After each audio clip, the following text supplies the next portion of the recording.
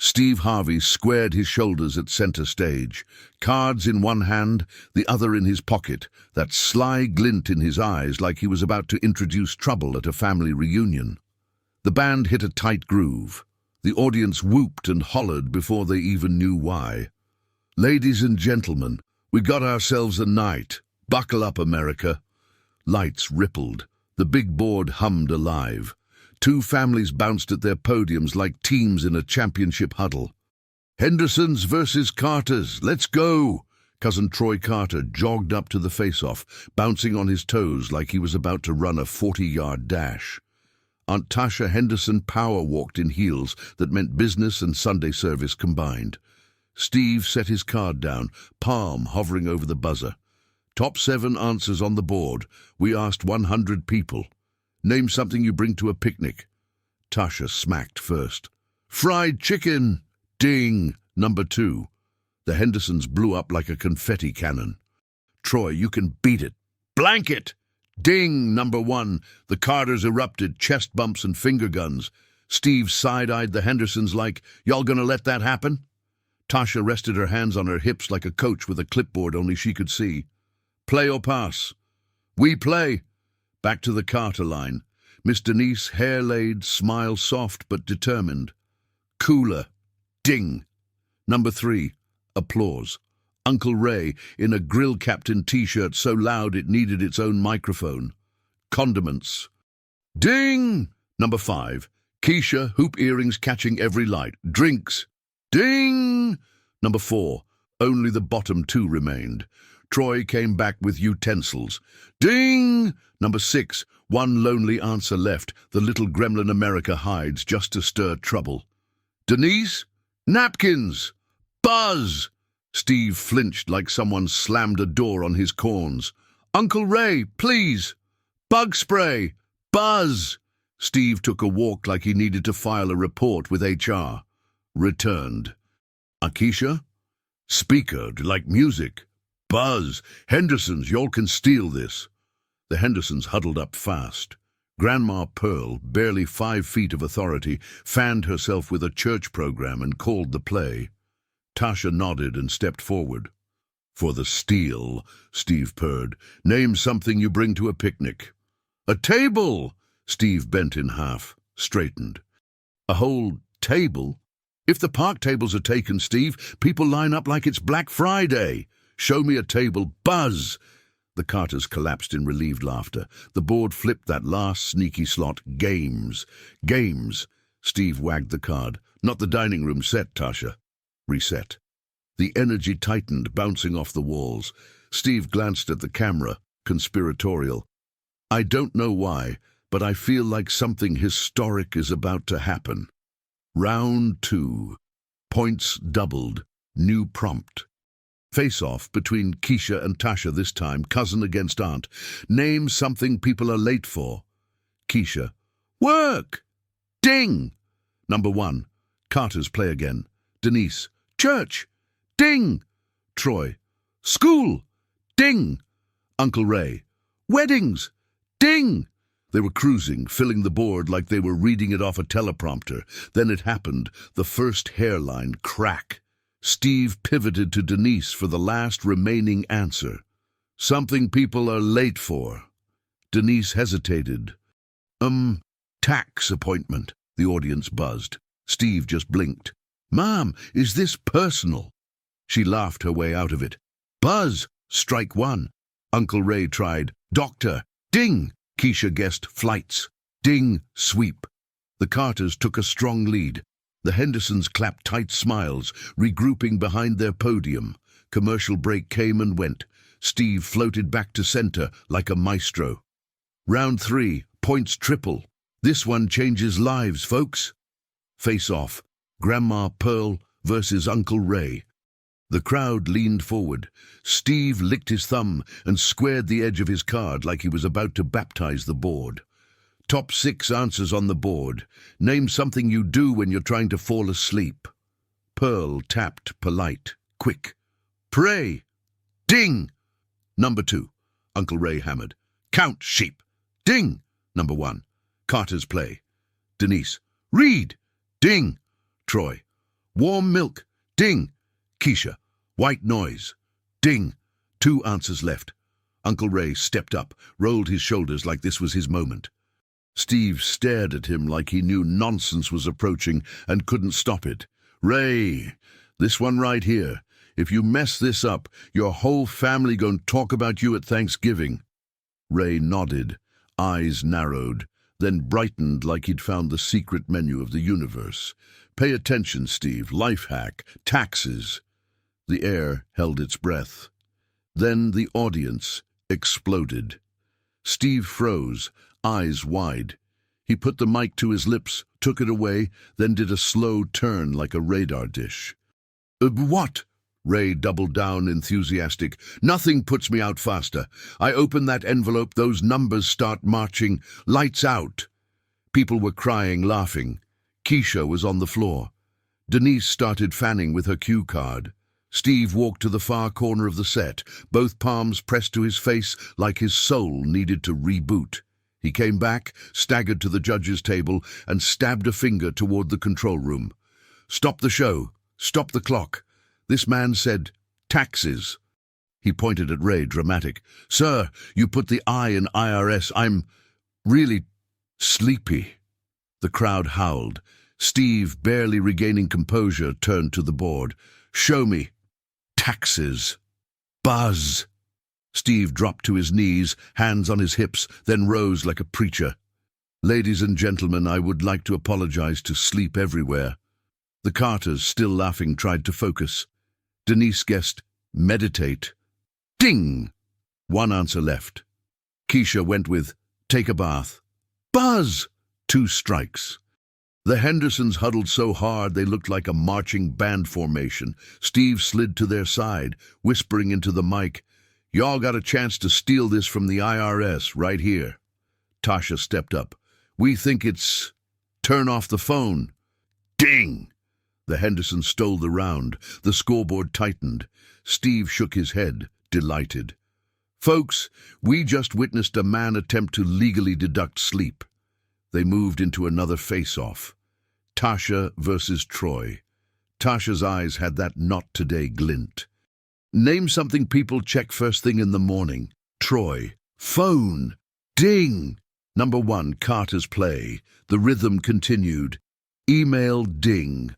Weather ding. News ding. Coffee maker ding. 1 answer left. Steve, hands on hips, prowled down the Carter line. This the one that makes legends, Uncle Ray inhaled.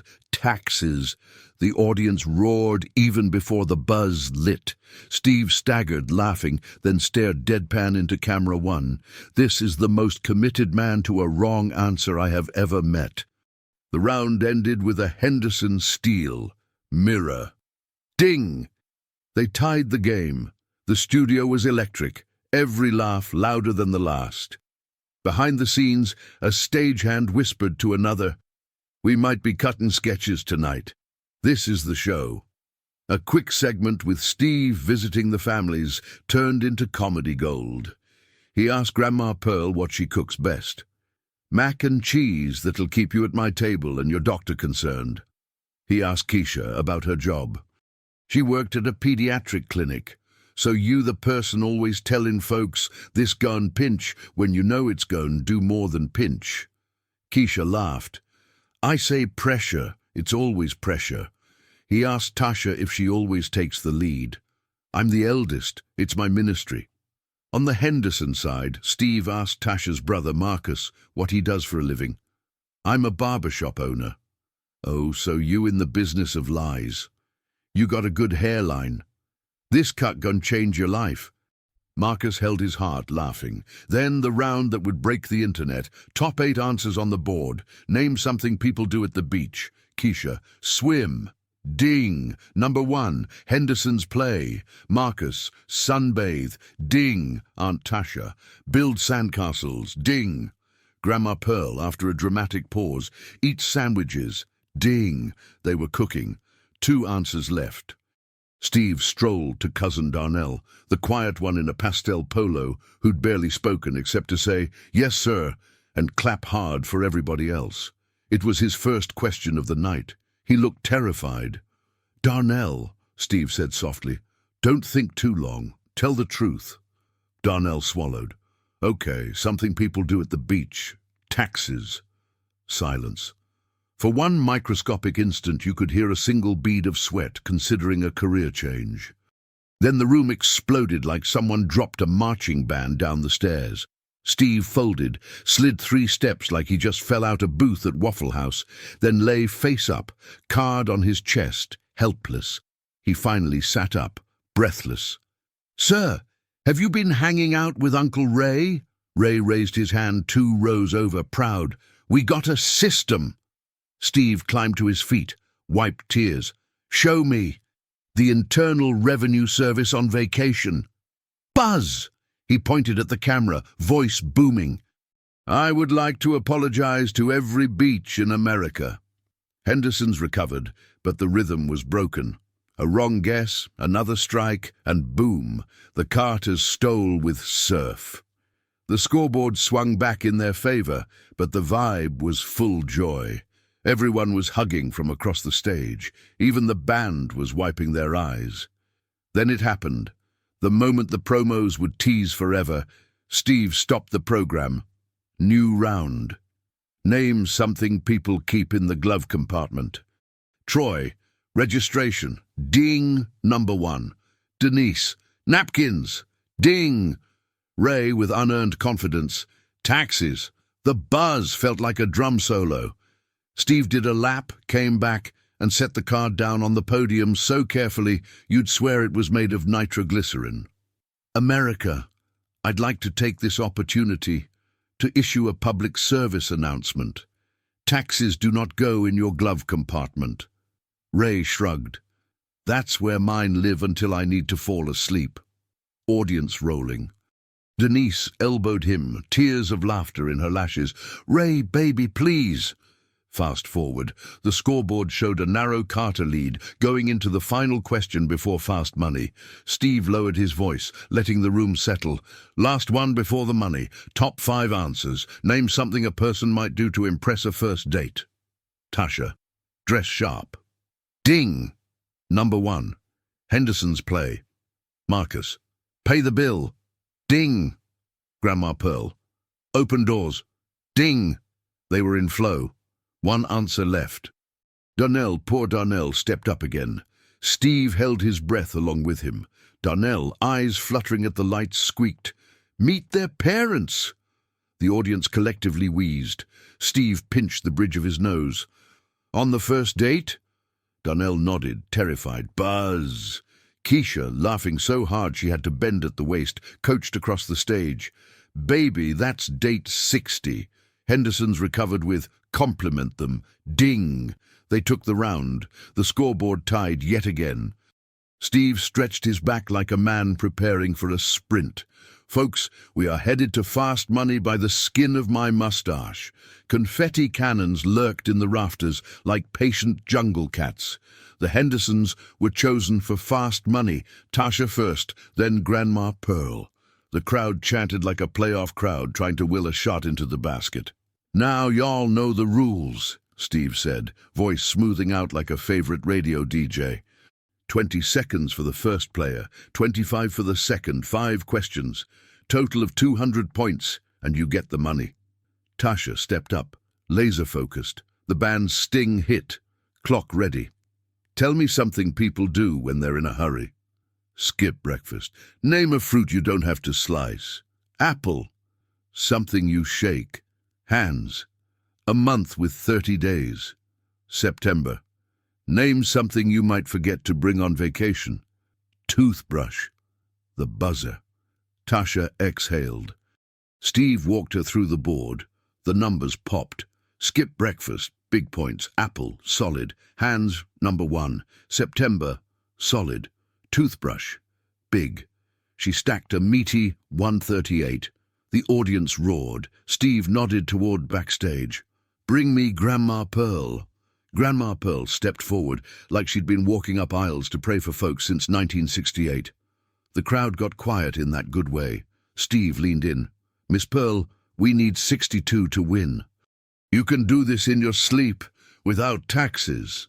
Laughter rippled. She chuckled, waved him off. Boy, ask the questions. 25 seconds on the clock. If you hear this sound, buzz. You got to give me another answer. She adjusted her glasses. Go. Tell me something people do when they're in a hurry. Drive too fast. Name a fruit you don't have to slice. Banana. Something you shake. Rug. A month with 30 days. April. Name something you might forget to bring on vacation. Charger. The buzzer. Steve clapped, genuinely impressed. You did good, Miss Pearl. The board lit up. Drive too fast. Solid. Banana. Not number one, but it stacked nicely with Tasha's apple. Rug. A weirdo, but it hit. April. More points. Charger. The board popped a beautiful high number. The total climbed and climbed. The family squeezed hands across the line. Steve pointed, milked the last reveal. The 200 crested. Confetti rained. The Hendersons screamed, hugging, dancing, Grandma Pearl fanning herself like she had called it in the huddle. But the line that would live forever was already set in stone. As the confetti fell, Steve turned to the camera, that twinkled back, delighted and exhausted, like he'd run a marathon in dress shoes. Tonight we learned some things. Bring games to a picnic, don't meet her mama on the first date, and if you can't sleep, he paused, fighting a laugh that wanted to climb out of his chest. Don't do what Ray do. Ray bowed, arms out like a magician. The Carters cheered for the Hendersons, everybody a little richer than when they walked in. Steve hugged Grandma Pearl. You saved us, Miss Pearl. Outside the moment, in the bleachers, a kid whispered to his mum, Is taxes really that boring? She smiled. Only if you a Carter named Ray. Backstage, Ray took pictures with folks from the audience like he'd invented a new category of bedtime routine. I'm trending? He asked a PA. Oh, you, the whole internet, she said. On set, the music rode the show out. Steve stood center one last time, the confetti stuck to his shoes, his tie a little loose, his grin a little wider. America, thank you for watching Family Feud. Hug your people, bring your games, pay your bills on time, and for the love of everything holy, keep your taxes out your glove compartment. Applause swelled. The band hit the stinger. Lights dipped. And somewhere across the country that night, somebody opened a manila folder, yawned so hard their jaw popped, and muttered to nobody in particular, Dang it, Ray. The next morning, clips rolled across timelines. The stop the show moment looped like a gif. Steve's hands to his face, Uncle Ray beaming, Darnell blinking at the ceiling like the lights were spelling out choices. Comment sections lit up with new bedtime prescriptions. 2 pages of my return, and I'm done for the night. Memes appeared, Steve's face with the caption, Show me, taxes, followed by the buzz. A sleep app tweeted, We do white noise, we do not do taxes. By the time the families regrouped for the credits photo, they weren't Hendersons and Carters anymore. They were a mashup, Ray arm in arm with Grandma Pearl, Tasha fixing Denise's hair for the shot, Troy passing his phone to Keisha to airdrop pictures. Steve looked at them, then at the camera. See? That's it right there, he said, voice warm. Family. We laugh at each other, we laugh with each other, and sometimes we stop the whole show. We'll see you next time. The band played them off. The floor manager gave the cut. The lights cooled. But the laugh, the good one, the belly one, the bent-over can't-breathe one, kept echoing in the rafters like a friendly ghost. And in homes across the country, couches decided right then to be a little softer, because for 1 hour a game show had been church, and the sermon was simple. Joy is undefeated. Hours later, Ray would be at a gas station buying a soda, still grinning, when a stranger would walk up and say, Hey, man, you really do your taxes to go to sleep? Ray would shrug, sheepish, and crack a smile. Only on beach day. And somewhere, Steve Harvey would wake up from a nap, reach for his phone, see 1,000 messages, and just laugh. Because even he knew There's no topping a man so committed to the wrong answer that he made America right. About why they watch this show. End of show taping. Back on the Family Feud stage, a stagehand swept conful.